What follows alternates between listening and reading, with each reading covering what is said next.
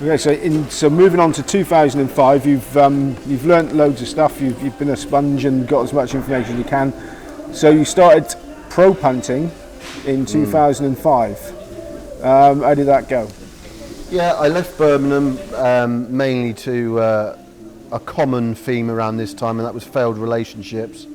So I moved back down south to where I am now, and all of a sudden I had an awful lot of knowledge that I had from Dave. Was determined that I wasn't going to work for a living, so decided, well, maybe I can do a bit of pro punting. I had a little bit of money behind me, and then started to go out to a few. To start with, it was all jump tracks, because Dave was a bookmaker and concentrated mainly on the jumps. So I went from course to course, mainly down the south, and I was doing okay. Had no idea about betting banks or anything like that. You know, there was no great thought behind it, but I was doing okay. But it was during really those period of my life where, because I was having some success, that was enabling me to have quite a bit of money around that time. And the way I used to celebrate a good day was to go on the mitten list around some bars for probably 5 days on a time, and then kind of come back. So I always felt that I had ability to kind of be a pro punter, but in the back of my mind I always also knew that I had this little demon living inside of me, that how good could I be if I could just sort that out, really. Okay, and it's, you lost your licence, where if you were betting on race courses, losing your licence was a bit of a handicap. Yeah, massively. I lost my licence for drink driving. Drink had got in the way of most things at that point, so I kind of went off the radar a little bit, and the acceleration for losing my licence, I then couldn't go racing on track. It just snowballed, really, my life out of control, and I got mixed up with a lot of heavy drinking at that time, and I thought I sorted myself out to a point, really. I kept it very private, got myself sorted out, and then was making an attempt to come back.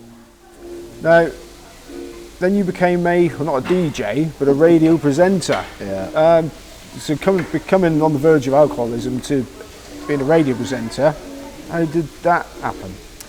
Yeah, so it was around a period of time I just thought to myself, well, even though I got myself at this stage into a lot of debt, which was accumulated for basically not working, not being able to kind of gamble, and if I did gamble, I just couldn't really function properly due to my drink problem at the time.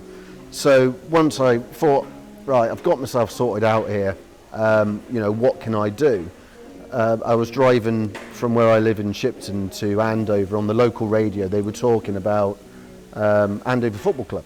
Now, on a Saturday afternoon, they played in some non-league side, and I remember thinking to myself, why on earth are they focusing sports attention here when we're in the community living between Salisbury and Newbury?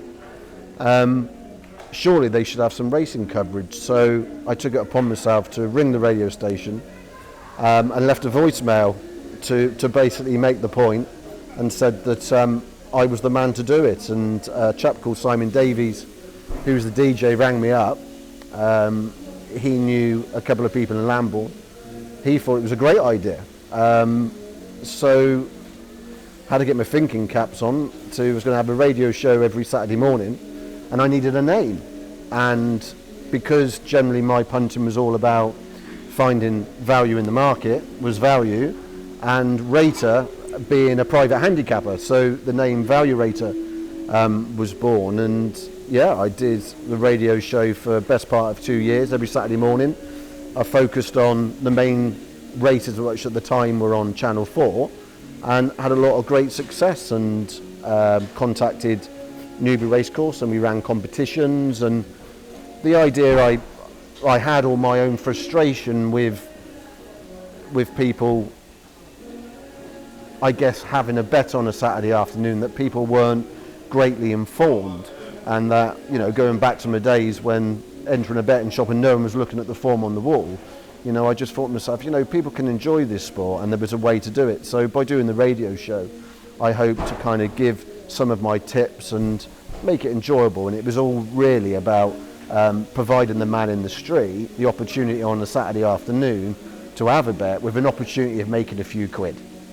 With all this work you were doing and assumingly sobriety, did you start making money punting again at this point? My concentration at that time was about, I wanted to build Valuator as a brand. So I needed, the concentration was literally on getting the business and getting the business going. At that time, I would have been betting my own tips, if you like. So on the radio, because I'd spent an awful lot of time on these big races, that I would obviously follow my own opinion, I'd bet there. And as I said, we had, you know, we had an awful lot of success. Then I was looking that whether I could perhaps do some TV pundit stuff, and I sent a few feelers around, and it was very difficult to even get to speak to anyone in the industry. It seemed a very closed shop to me, a bit like Dead Man's Shoes really. And eventually, Bet Racing Nation with Peter Finch. At the time I sent him some footage, I believe, of some of the stuff that I was doing. And then he invited me to be on Bet Racing Nation, which was on Sky Channel 415 on a Saturday, and went there, and I thought that was going to be my turning point really. I think through the previous problems that I faced in my personal life with the drinking, I just kind of felt that, I always thought that once I had one of those opportunities, the drink wouldn't be a problem no more, because I blamed it on, well, that's because I've got nothing to do and I'm getting disheartened with all the knockbacks I was getting really. So I went Bet Racing Nation every Saturday, and I had a bit of luck. I think it was either the first or second time I was on, I managed to tip a 33-1 winner. And Pete offered me as I was resident pundit, but unfortunately it was towards the end of Bet Racing Nation, and it didn't continue. Unfortunately. Now, then the drink took hold of you again. Now, Yeah. Why do you think, you know, you're doing well on the radio show, Yeah. why do you think that it... Well, I thought that I tried control drinking at the time, you know, and around that time I was still having a drink, but it wasn't to the extremes it was before, and I was kidding myself really, thinking, well, you know, it's okay. But then I noticed that when I was on Bet Racing Nation towards the end, that even then I was struggling a little bit, you know. I would never drink before a show, but certainly afterwards, you know, I would go drinking. And when Bet Racing Nation finished, it was just really, for me, another disappointment, and disappointment I found very difficult. And rather than speak about my disappointments, you know, I would use drink. And you eventually turned to Alcoholics Anonymous and faced up to the reality that you were an alcoholic. Yeah, things spiraled out of control just after Bet Racing Nation, and it really had me. You know, I was blacking out. I didn't remember what happened the day before. Some of the consequences of my drinking were horrendous. I tried everything else before, Simon. I tried cutting down, I tried everything, and it just didn't work. And I saw Richard Hughes, a YouTube clip which was done for Channel 4 Racing, where he talked about his problem, and I watched that and I thought, oh, that's me.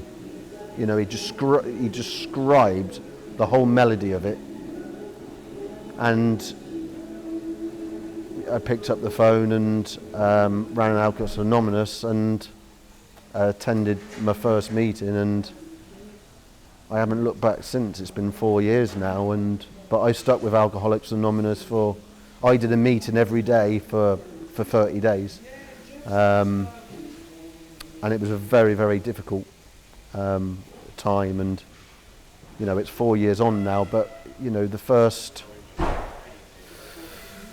2 years were very difficult. You know, you start to understand that the drink's just a symptom to the problem, really, and I had a lot of therapy and had to really look deep within to try and find those reasons why I was. But in truth, I'd never had one drink. It was once I had one, that was it. That was the end of it. But you know, as I say, it's been nearly 4 years, and I've seen great changes in myself since then.